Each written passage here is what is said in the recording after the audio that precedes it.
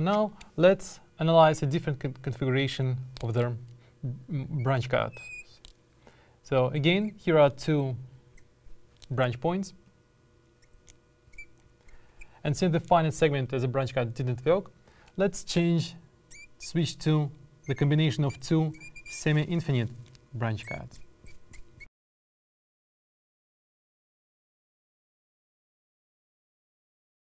We know that this branch point is problematic because it gives us the wrong solution which asymptotically large at large values of positive x.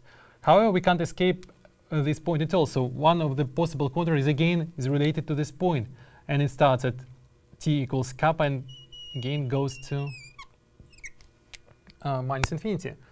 However, due to this configuration of the branch cut, there is additional contour which starts at minus infinity, circles around this minus kappa branch point, and returns to minus infinity.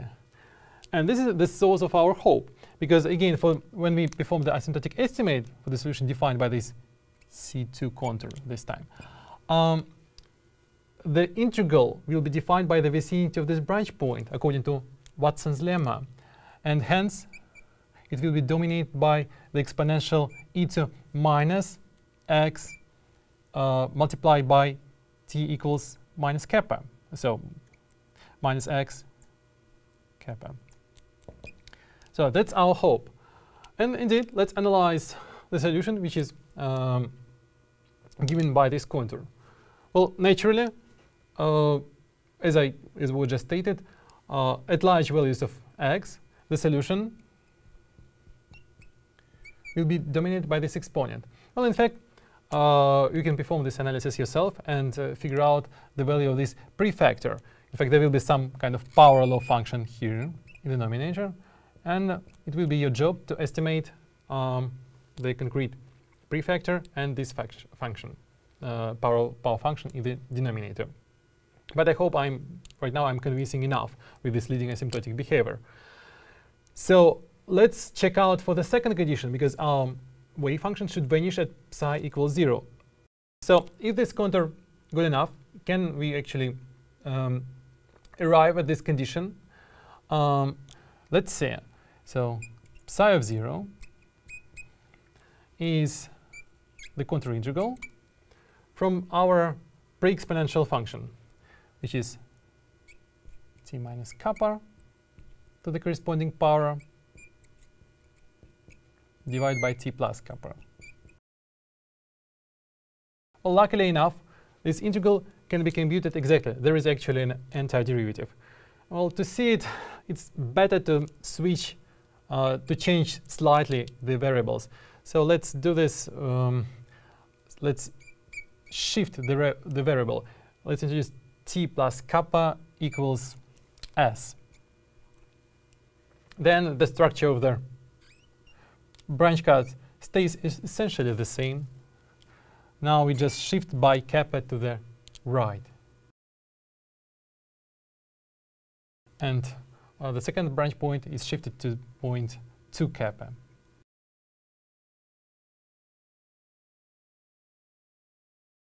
And our contour is a classical Hankel type contour.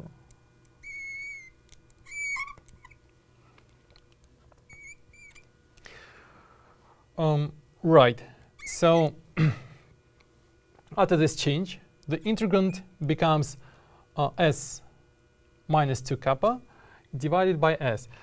So actually it's, right, so s minus 2 kappa divided by s and ds over s squared. And let's rewrite this expression in curly braces as follows.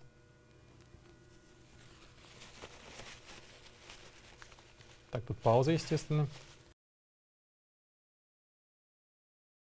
So it's simply 1 minus 2 kappa over s. And the antiderivative is transparent. It's simply 1 minus 2 kappa over S to the power of kappa over gamma over 2 kappa, divided, I think, by gamma. Is it so?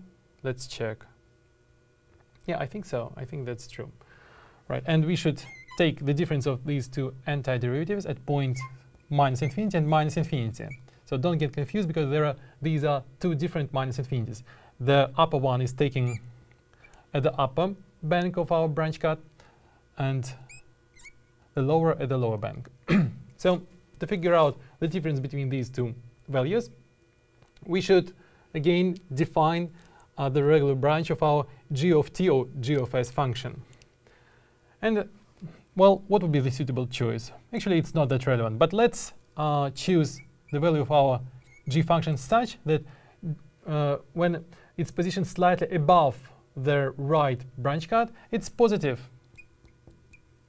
So g of s plus I naught, I0, when s is real and greater than 2 kappa, is positive. That means, for example, that when we go from this infinity to, for example, minus infinity in the upper complex semiplane, then the complex number s rotates by pi, as well as complex number s minus 2 gamma, 2 kappa rotates by pi. And here we have precisely this combination of complex numbers, right? It's s minus 2 kappa divided by s. So when we want to find the value of our multivalued function at minus infinity above the branch cut, we just get 1, because these two pi direction, they cancel each other, since both of the functions, these functions are positioned at numerator and denominator of our fraction. Right, so at minus infinity above, this expression gives us simply 1. At minus infinity below the branch cut, there again the s function makes a clockwise rotation, so that means negative rotation, and the change of the argument of its argument is minus pi this time, while the change of the argument of the s minus 2 kappa function is again pi. So this time the combination of these two changes of the argument won't cancel, they actually add up.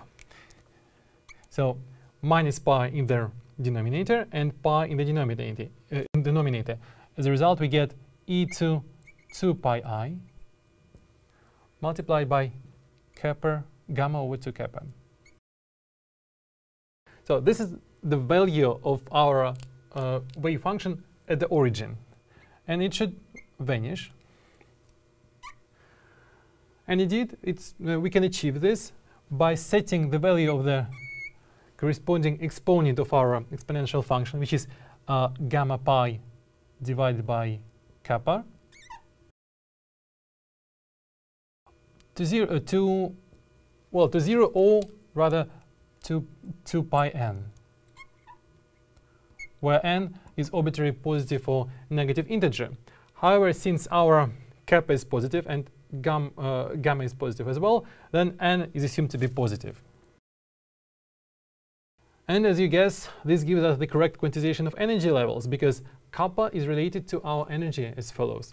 So now kappa is simply gamma over 2n. Or let's rewrite this expression in the following manner. It's gamma over 2 kappa is equal to n. Here, however, is hidden some subtlety is hidden. Why? Because if gamma over 2 kappa equals some integer, then the whole analytical structure of our solution changes, because all our multivalued function here and here becomes single valued. So, however, this final outcome that kappa should be quantized remains the same. So let's briefly sketch what's going to happen with all this analytical structure of our solution, and then write down the final quantization of energy, which is given by this expression.